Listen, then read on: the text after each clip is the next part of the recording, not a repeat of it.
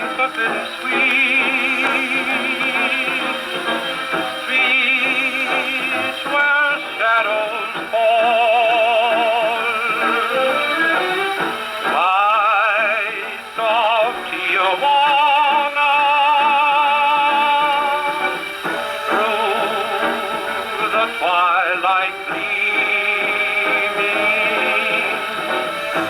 here the lonely hours disappear.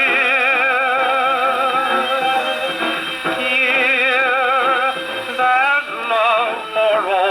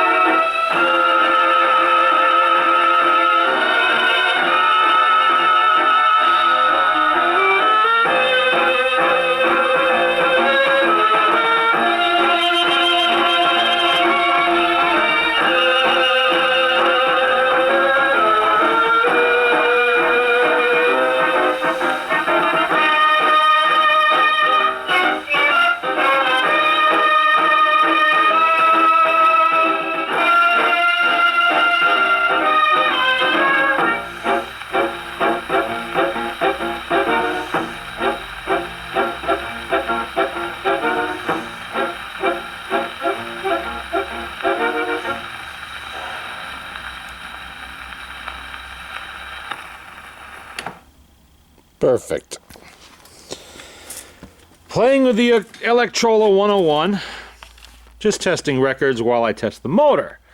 Obviously, I don't have the permanent reproducer on there yet. I have yet to rebuild that. It's going to end up with an HMV all brass number 4 on there. But generally, when I'm playing a lot of records, I like to use this reproducer. It's a number 4. Started off life as an HMV with a pot metal back. And a friend of mine custom-made me an aluminum back for it, which is lighter, a little easier on the records. I even have custom gaskets in there. And going through a stack of old thousands of records, literally thousands, and people are constantly bringing me more. And you have to go through them, clean them up a little bit with a cloth, and see if they'll play.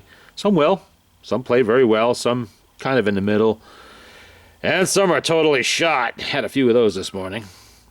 And if anybody's interested, you can see the auto brake on this model is working very well. This is the perfect label. Whoops. And it's Tijuana. By the Smith Ballew and his orchestra. Smith Ballew and his orchestra.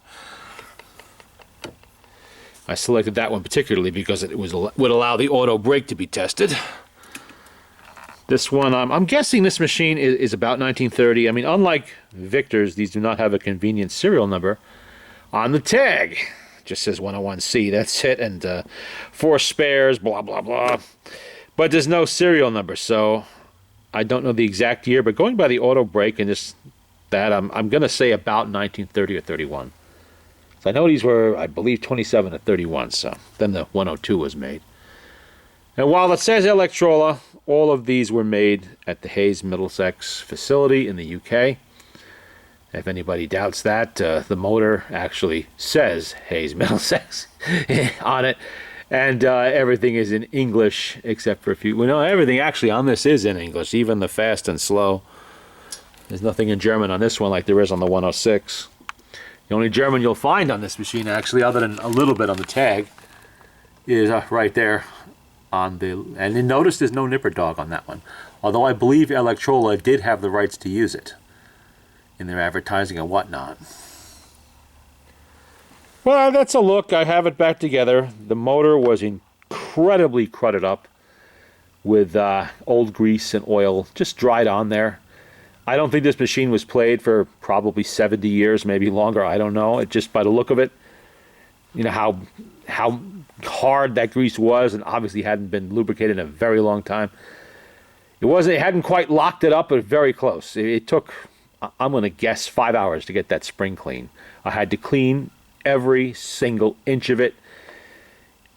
It was bad, put it that way. It was so bad I actually considered buying a new spring for it, popping the $100 and just buying a brand new spring, even though the original in there was in very good condition. But I ended up just cleaning it. Got it back in there, scrubbed the rest of the motor. Everything's spick and span in it now and working very well. I've played, I don't know, 30 records this morning on this. And nothing shook loose, so that part of it is done.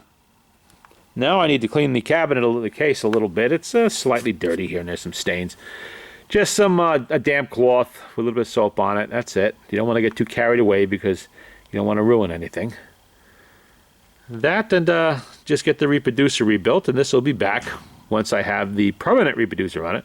I decided not to use the original over there. In a previous video, you probably, if you saw it, you know why. It's cracked and swelling, and I don't want to risk taking it apart because if it breaks, it is irreplaceable. Because unlike the rest of the machine, the reproducer actually does have German markings on it. Right there. So we don't want to ruin that. What does it say? It's, yeah, Berlin, right on it. We don't want to ruin that. We want to keep it with the machine. It's part of its history. It'll be wrapped up and stuck in the horn compartment when not in use. And I'll just use a regular all brass number 4 on there. Although, you can put other reproducers on this. You can put a number 2 reproducer on this, which plays very well, and so does the Exhibition. They have the same back isolator as what's on this one. So you could actually use them, and I have used them on these machines in the past. But since I have a collection of number 4s that are waiting to be rebuilt and used for just this purpose, I will use one of them on here.